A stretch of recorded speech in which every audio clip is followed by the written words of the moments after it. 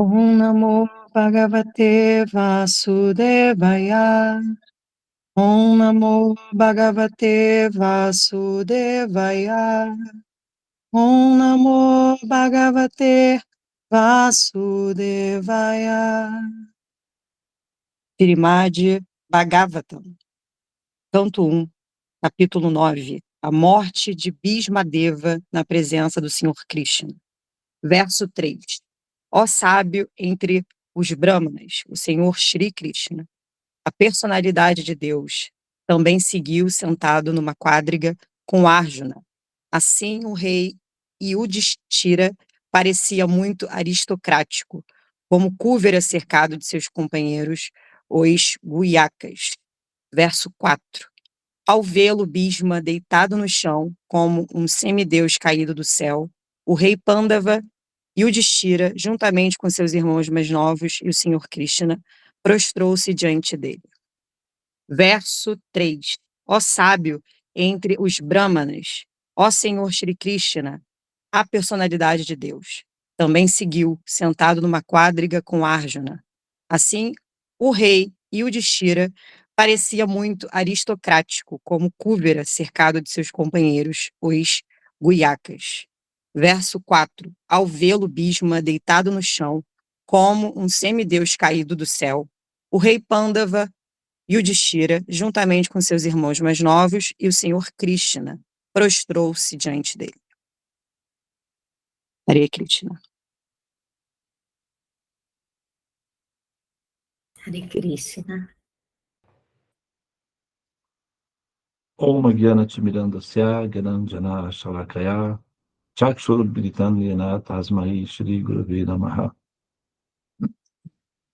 Hare Krishna, Krishna Krishna, Hare Hare, Hare Rama, Rama Rama, Hare. Muito bem, eu vou fazer aqui a leitura do verso em sânscrito.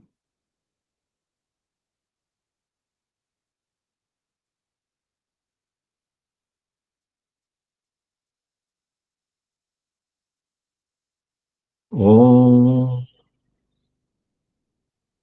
Shri Bhagavan Api Prashi Ratera Sadhananjaya Satai Virochata Nipa Kuviraiva Guhyakai Om Histva Dipachita Bhumo Jivasyutam Twamaran Prenmo Pandava Bhishman Sanuga Saha Chakrina Om.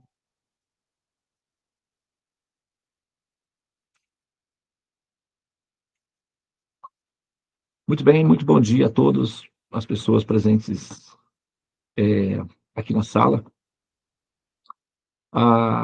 Nós estamos dando sequência hoje, né, um dia especial, né?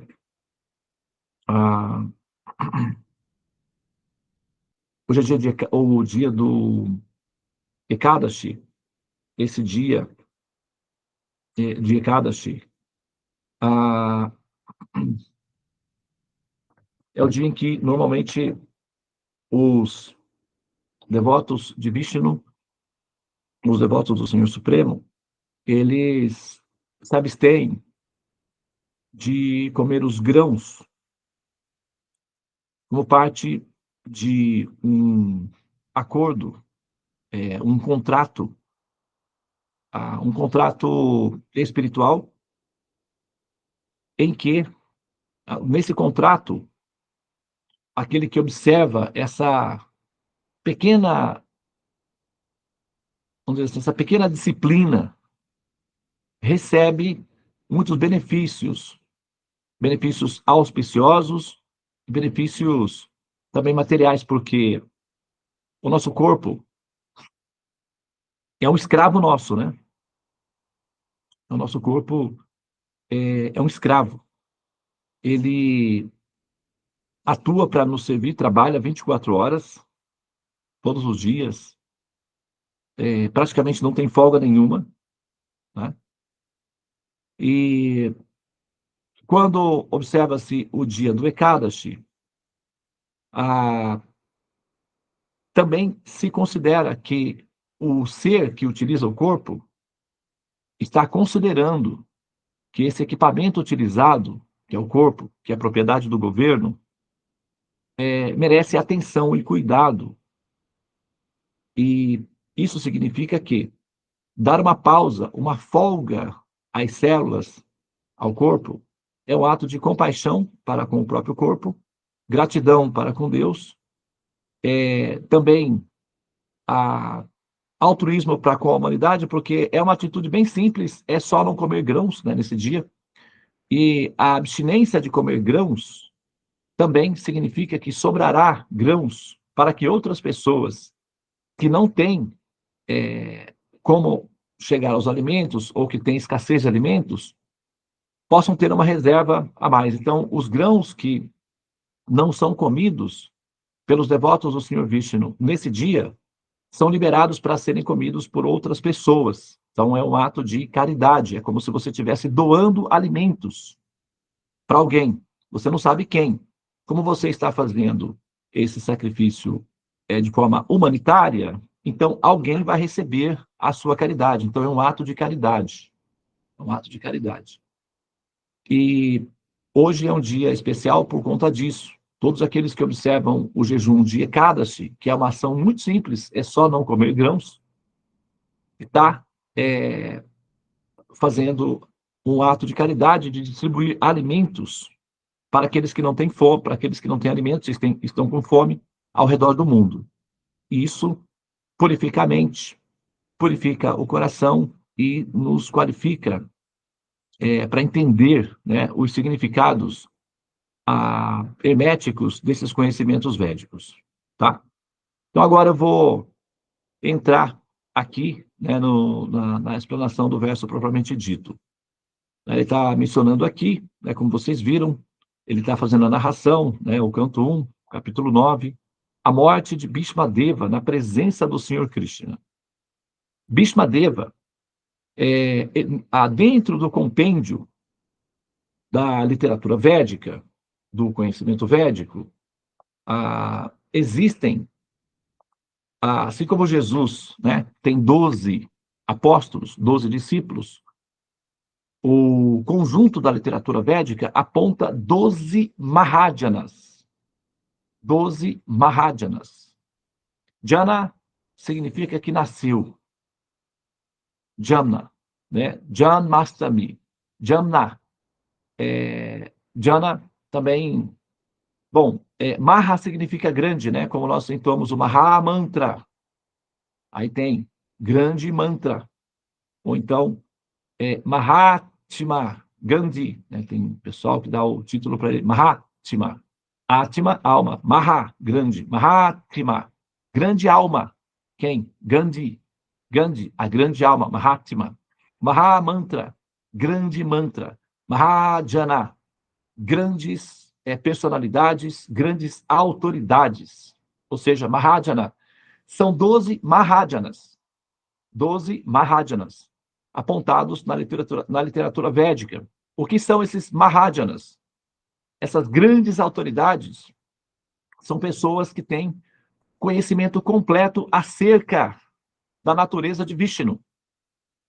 Então, essas 12 personalidades, elas são autoridades que compõem as direções que completam o ciclo num arco de 360 graus, que é o postulado geométrico da perfeição, que é a circunferência. Então, você tem aí todas as direções alcançadas ao infinito, porque você pode dividir uma circunferência ao meio e depois em 4, e isso infinitamente. Então, essas 12 posições alcançam o infinito. Tá? Então, essa característica da utilização desses 12 princípios sempre foi a base fundamental de todo o sistema de abrangência védica. Então, essa é uma informação do conhecimento védico, é um procedimento védico, é um protocolo védico. Aplicar 12 princípios sempre que se vai fazer uma busca de perfeição. Tá? Então, é isso, tá? Então, são 12 Mahajnas. São 12 casas no mapa astral, por exemplo, né, que nós temos, são 12 meses, e por aí vai. Esse Bhishma Deva, tá, ele fez um voto muito austero. O pai dele tinha um problema lá, técnico, que se ele se casasse, teria um problema de saúde, era uma maldição que tinha a ver com... Ele se envolveu lá num problema lá com... Acho que com... Não me lembro muito bem da história, mas enfim, o Bhishma era filho dele, e o Bhishma adotou o voto de celibato absoluto. Ele é um kshatriya, mas adotou um voto de celibato absoluto. Bhishma Deva, de acordo com a descrição, ele é filho de uma Devi, que é uma expansão da Ganga.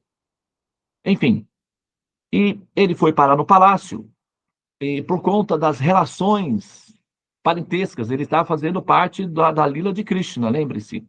Quando Krishna realiza, ou quando Vishnu realiza lilas entre humanos, é o Pai Supremo intercambiando com seus filhos, ou seja, as almas, e deixando, né, as diretrizes mediante as quais esses filhos, essas almas, poderão se orientar para voltar ao lar e voltar ao Supremo. Essa é a missão eterna do Senhor Supremo. A missão eterna, o Dharma eterno do Senhor Supremo é interagir entre as almas que estão condicionadas na simulação chamada mundo material e seduzi-las ou convencê-las de mudar de vida, que é o que todo pai, toda mãe faz, né? Meu filho, vem cá, você não quer estudar esse curso, não? Minha filha, você não... né? O que você pensa em fazer da vida? Né? Aí, e por aí vai. Os pais são assim, né? Então, o Pai Supremo vem entre as almas e convida. Venha cá, vocês aí, meus filhinhos e filhinhas, almas queridas, ligadas a mim, não se interessam em conviver comigo? Vocês não têm desejo de estarem comigo? Eu posso ser uma pessoa agradável e divertida. Você não tem interesse em voltar ao lar, em voltar ao Supremo? É mais ou menos isso, tá? Vem para conviver comigo, como a Tulasi leu no verso hoje, Teshan, Satatayu, Tanan, Bhajatan, Priti, Purvakan, Adhami, Budyogantan, Yanamanu, Payantite. Aqueles que me buscam de todo o coração, que estão livres da inveja de outras entidades vivas, que anseiam pela paz, pela felicidade plena e que se abrigam em mim. Eu dou a essas pessoas a inteligência pela qual elas podem vir a mim, né? Então, se uma pessoa diz que não tem inteligência para compreender Krishna ou para compreender o conhecimento védico, é porque possivelmente essa pessoa não se abrigou plenamente em Krishna ainda.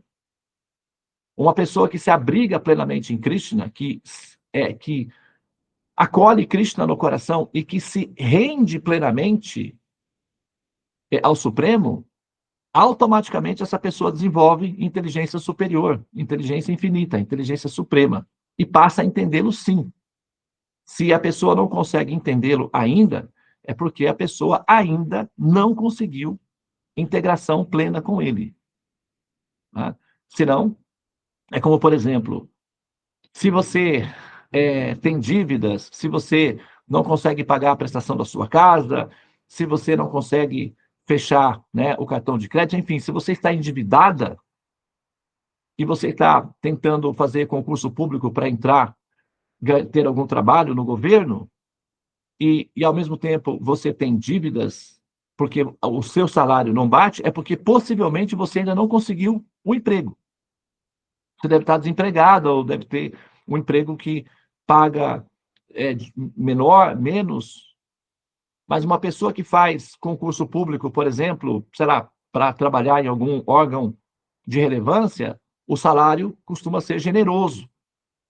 Automaticamente, essa pessoa se livra dos problemas técnicos de dívidas e ansiedades financeiras, porque ela tem estabilidade, garantias, etc., todas as facilidades do sistema bancário, que vai favorecer essa pessoa, enfim, uma série de vantagens. Então, se a pessoa tem dificuldade, está com ansiedade, está com medos ou está com problemas técnicos de dificuldade de assimilar conhecimentos, é porque possivelmente essa pessoa ainda não se integrou plenamente na relação com Krishna ou com Vishnu, a suprema personalidade de Deus.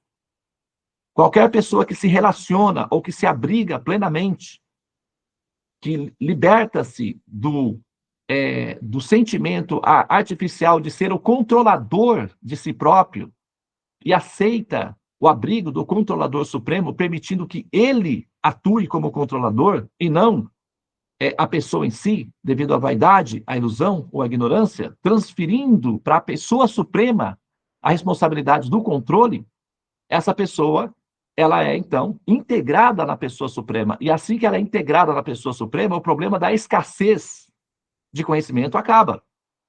Assim como uma pessoa que é integrada numa empresa que paga muito bem seus funcionários ou que consegue uma vaga, né, como funcionário do governo, etc., essa pessoa, os problemas financeiros dela, os básicos, desaparecem. Porque ela está ligada a uma fonte de recursos que satisfaz as demandas. Então, a questão do problema da carência de conhecimento tem a ver com o medo e o orgulho que dificulta na integração absoluta, na integração assim, realística com a pessoa suprema. É uma questão de conta. 2 mais 2 é igual a 4. É uma matemática simples. Por que nós estamos renascendo como seres humanos? É uma conta simples. É porque nós temos no nosso coração a avareza de não oferecer o nosso amor à pessoa digna, que pode nos abrigar e nos libertar da condição dos sofrimentos da existência. É uma questão simples. 1 mais 1 igual a 2. É uma matemática simples. Então, nós estamos sofrendo aqui, nessa existência material, chamada material, por conta da nossa vaidade e do nosso orgulho. Nós queremos ser os controladores, os dominadores, os predominadores. E aí, esse mundo aqui, ele é criado para almas que querem dominar, que querem ser o senhor, que querem ser controladores. Então, esse mundo é disponível para elas. Só que o problema é que tem muitas outras que pensam como você. Aí é uma luta. E sempre que você deseja ser o controlador, tem que nascer entre os controladores. São chamados almas condicionadas, porque na transcendência não há controladores. Na transcendência, há apenas almas liberadas que são fundamentadas ou incentivadas, influenciadas, motivadas apenas por atos de amores ou atos de amor. Então, ali é um ambiente para pessoas que entregam o controle à pessoa suprema, à dimensão suprema, e simplesmente vão viver a experiência livre de amar. Enquanto essa decisão não acontece no coração, o resultado são os espelhos. Sempre que você olha para o espelho, tem ali o resultado dos investimentos que você fez na vida passada. É matemático. 1 mais 1, 2. Então, o Mahayana Bhishma, que é uma das autoridades do conhecimento védico, ele então, devido à sua associação com os membros da corte, ele então, e como eu falei, né, ele está fazendo a lila do passatempo, então ele assume a posição de um personagem que vai ensinar pelo exemplo a como não tomar decisão errada. A como não tomar a decisão errada. É um personagem o que ele está fazendo. Não é a personalidade dele. Ele é uma Mahayana, uma alma plena de conhecimento. Mas observe o roteiro do personagem que ele está vivendo. Ele é um dos Mahayanas, com conhecimento pleno. No entanto, veja bem, deitado no chão, como um semideus caído do céu, o rei Pandava, rei Pandava, Yudhishthira, ao vê-lo, né? Bhishma, ao vê-lo, Bhishma, deitado no chão, como um semideus caído do céu, o rei Pandava e Yudhishthira, juntamente com seus irmãos mais novos e o Senhor Krishna, prostrou-se diante dele. Prostrou-se. Krishna, o Senhor Vishnu, a suprema personalidade de Deus, se aproxima desse Mahajana e prostra-se diante dele. O que significa que ele se abaixa, porque Bhishma Deva estava deitado no chão. Durante a batalha, ele foi alvejado de flechas, as flechas atravessaram o seu corpo, mas como ele é um yogi poderoso, ele decidiu não morrer. Ele ficou ali aguardando, porque antes de abandonar o corpo, ele queria olhar Krishna, olhar nos olhos de Krishna. Né? Como ontem, recentemente, nós tivemos, né, o 12 de outubro, o dia da Nossa Senhora Aparecida, e a Elis Regina, né, o Renato Teixeira, compôs uma música, Romaria, né, Romaria. E uma parte dessa música fala que, como eu não sei rezar, eu só vim trazer meu olhar, meu olhar, meu olhar. Né? Então, Bhishma, ele só queria olhar Krishna, só vê-lo. Então, ele decidiu não morrer. Como ele era uma personalidade ligada a Krishna, ligada a Vishnu, por parentesco e também por contrato do drama, que é o personagem que ele estava fazendo dentro da Lila, ele estava fazendo um personagem que tomou uma decisão infeliz. Qual a decisão que Bhishma tomou? Ficar do lado de Duryodhana na batalha e assumir a posição contrária a Krishna. Então, no campo de batalha, Bhishma adotou partilha e correspondência, ou seja, apoiou Duryodhana, o exército contrário que lutou contra Arjuna. Krishna estava como quadrigário de Arjuna. Então, tecnicamente, Bhishma tinha por dever moral, como lutador, como guerreiro, como kshatriya, atirar flechas na direção de Arjuna. E quem defendia Arjuna dessas flechas era Krishna. Então, Bhishma tinha que atirar flechas na direção de Krishna. Ou Vishnu. Krishna e Vishnu são a mesma pessoa. E essa decisão de Bhishma obrigou que Krishna orientasse Arjuna para atirar flechas em Bhishma Deva. E Arjuna atirou as flechas. Como as flechas estavam orientadas pela vibração transcendental da suprema personalidade de Deus, as flechas alcançaram o seu destino perfeitamente e alvejaram Bhishma Deva, o avô. Ele era avô de Arjuna, avô. E ele era respeitável. Por isso que Arjuna falou para Krishna antes de começar a batalha: como é que eu vou atirar flechas no meu avô? Ele é adorável. Ele é uma Mahajana. Ele é respeitável até pelos semideuses. Como é que eu vou fazer isso? Krishna, não se faz isso. Mesmo que você me peça para fazer, ainda assim é incorreto fazê-lo. Eu não vou fazer. Não é a nossa cultura. A nossa religião não nos ensina isso. Desde criancinha eu aprendi a adorar essas pessoas, a amar essas pessoas no meu coração. Eu aprendi que não se deve combater essas pessoas nem com palavras. Não se deve provocá-las. Às vezes, né, alguns dos meus alunos debatem comigo e às vezes até eventualmente, né, por acidente, não por querer, por acidente, até me provocam. É que eles não têm o conhecimento de como é que é o relacionamento da cultura védica do discípulo com o guru ainda. Então, estão aprendendo e faz parte do jogo o entendimento. Mas o Arjuna, durante a conversa com Krishna, diz que Krishna não se desrespeita ao mestre nem com palavras. O que se dizer de atirar flechas contra ele? Como é que eu vou fazer isso?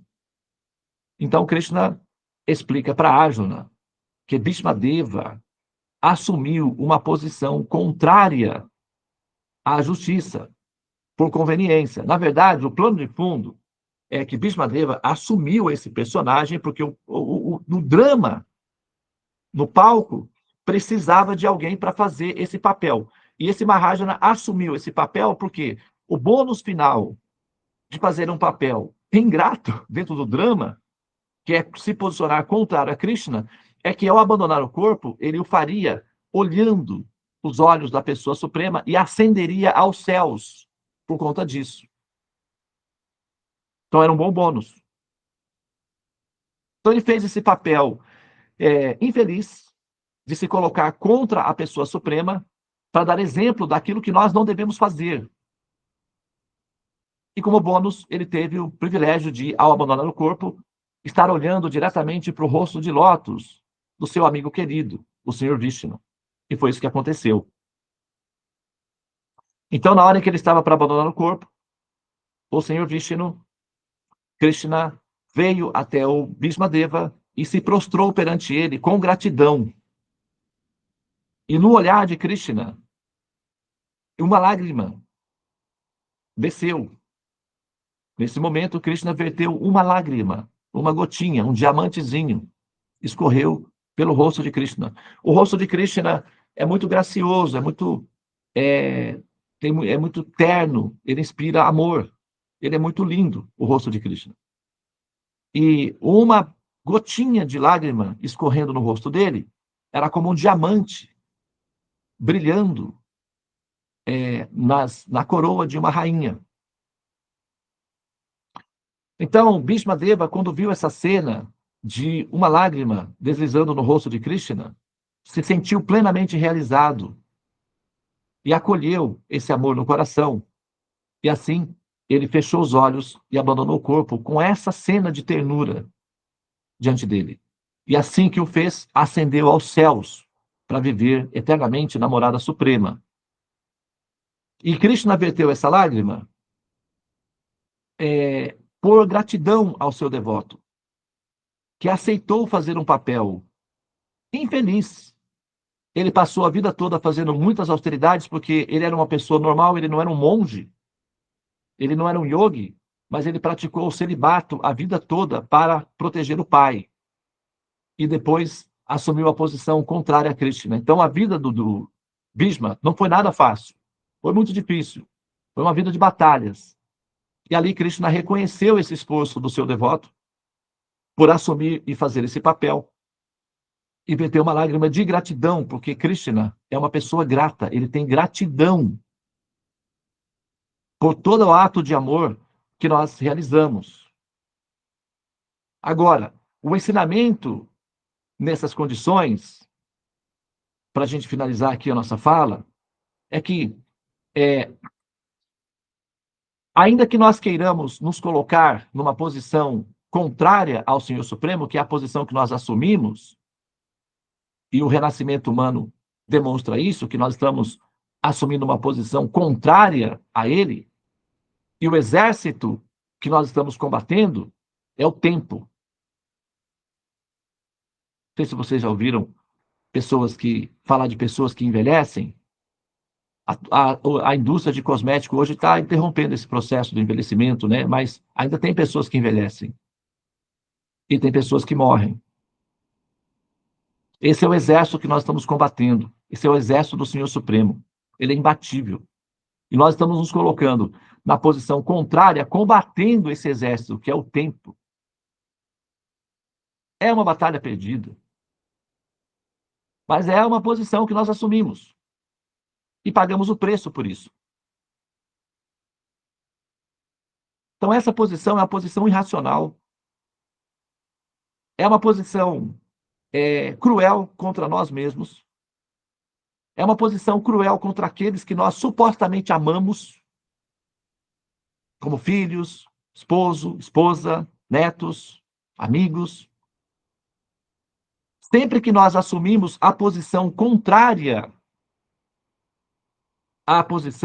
contrária ao exército do Senhor Supremo, que é o tempo, nós estamos também condenando aqueles que nós amamos à destruição.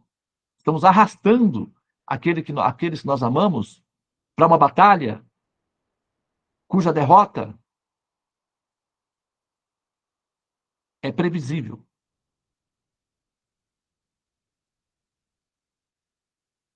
Então, nós temos que assumir a posição correta. E a posição correta é abrigarmos-nos na pessoa suprema, no Senhor Supremo, na suprema personalidade de Deus, como Arjuna fez. Arjuna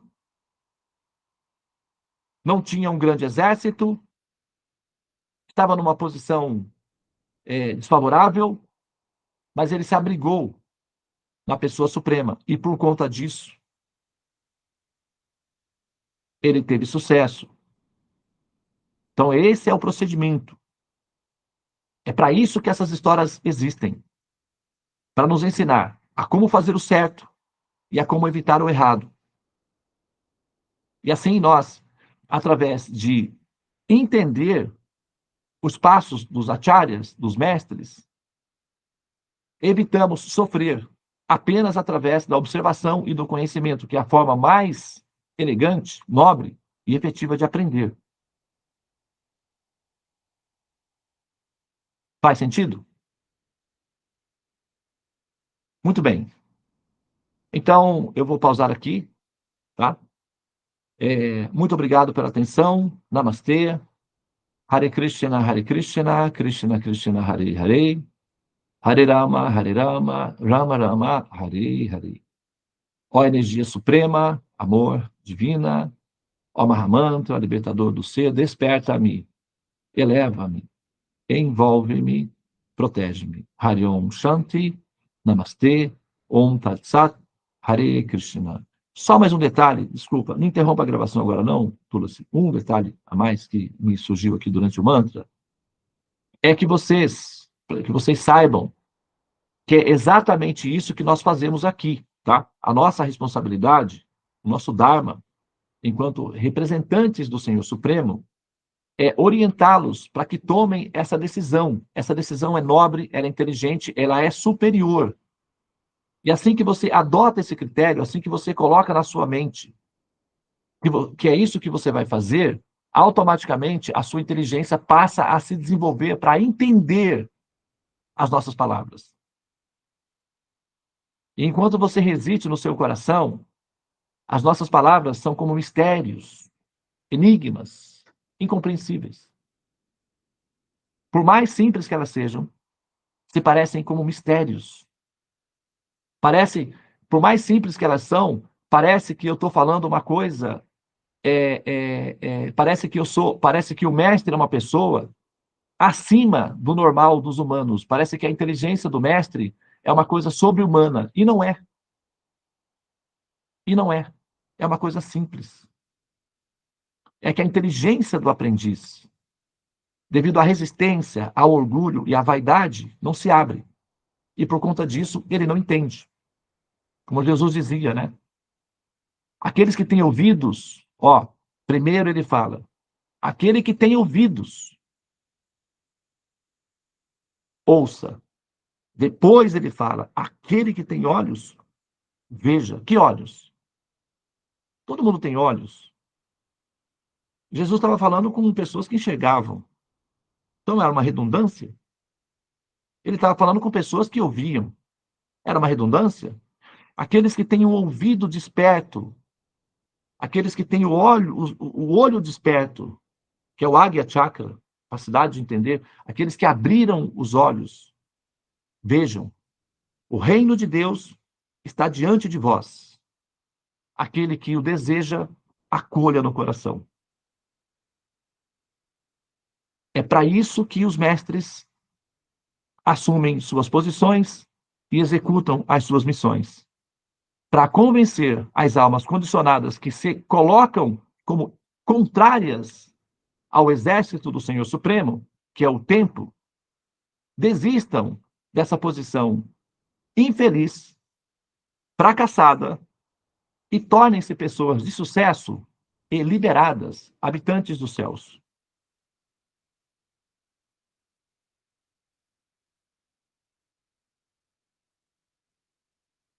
Muito bem, então, Namastê. Hare Krishna.